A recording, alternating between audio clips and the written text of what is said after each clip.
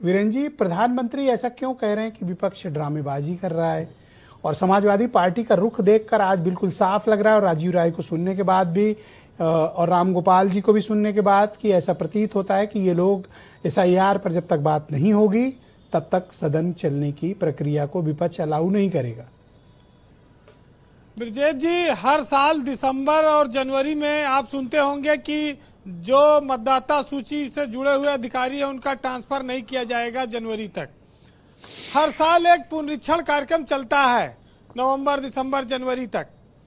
लेकिन उस पुनरीक्षण कार्यक्रम में क्या होता है आज तक किसी को पता नहीं लगा। हर ADM, DM, SDM सारे लोगों के तबादलों पर रोक रहती है। तो ये पिछले कई सालों से जो प्रक्रिया चल रही है, क्या प्रक्रिया थी, और अब विशेष पुनरीक्षण अभियान लाना पड़ा उसके लिए। तो पहले की प्रक्रिया में कमियां थी, मतदाता सूची सही नहीं थी, ये सब वजह बहुत बड़ा कारण, जनता को बड़ा घमच्चा जैसा स्थिति है, समझ नहीं आ रही है। चुनाव आयोग ने जो प्रक्रिया बनाई है उसको सरल होना चाहिए था। कोई भी व्यवस्था ऐसी ना हो जो जटिलता पैदा करे और लोगों के सामने संकट पैदा करे।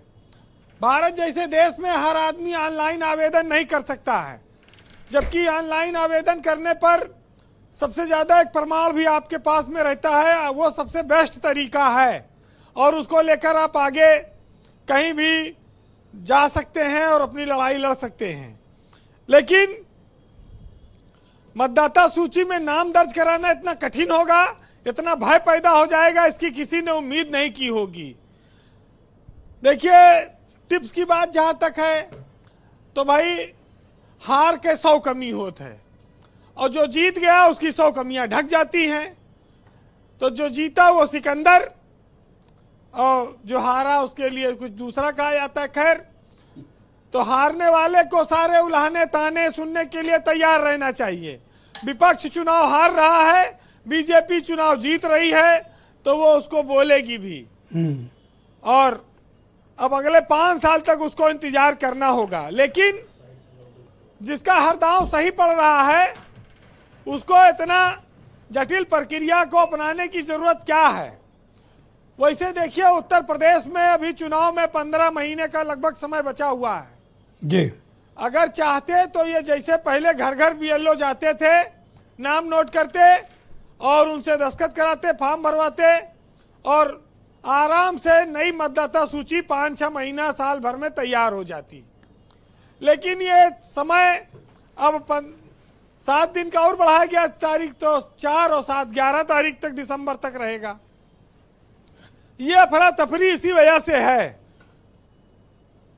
तो सबसे बड़ी साफ बात ये एक समस्या अभी आ रही कि 2003 के मतदाता सूची से तमाम सारी चीजें तय होंगी, वो भी लोगों को परेशानी में डाल रही हैं, क्योंकि 20 साल 22 साल में लोग एक जिला छोड़कर दूसरे जिले में चले गए, एक प्रदेश छोड़कर दूसरे प्रदेश में चले गए।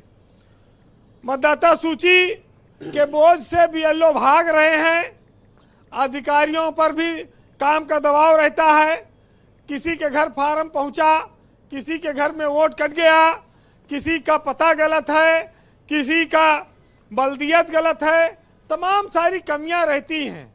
और आज के दौर में मतदाता बनने के लिए इतना संघर्ष करना पड़ेगा, ये सबसे बड़ी चुनौती बन गया है आम आदमी के लिए। तो स्वाभाविक है कि इस पर विपक्ष के लोग डिमांड करेंगे, मांग करेंगे। बीजेपी के लोग भी कर रहे होंगे, कोई बीजेपी के पास ऐसा तो है नहीं कि सारी व्यवस्था है और वो करा लेंगे। लेकिन समस्या तो आती है। देखिए, जब प्रजातंत्र की बात होती है तो जो भी काम हो वो प्रजा के हित के लिए हो, परेशानी पैदा करने के लिए ना हो, इस बात का बहुत ध्यान रखना चाहिए। लेकिन बीजेपी के पास देखिए, वो सरकार में संसाधन है सारे।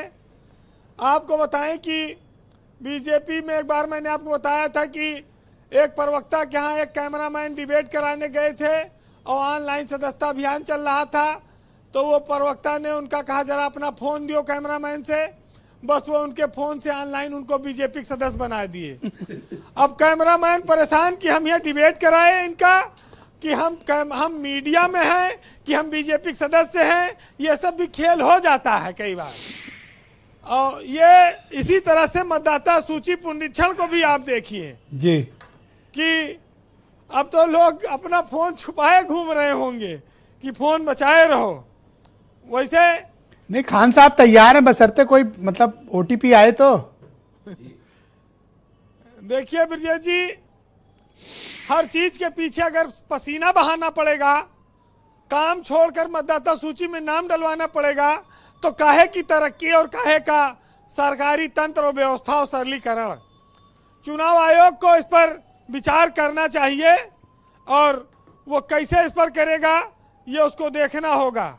लेकिन आज आदमी की जो हालत है उस पर मुनव्वर राना का एक शेर आपको सुनाऊं, काफी अच्छा है जी। हालांकि उसको इस चुनाव प्रक्रिया से कोई लेना देना नहीं है।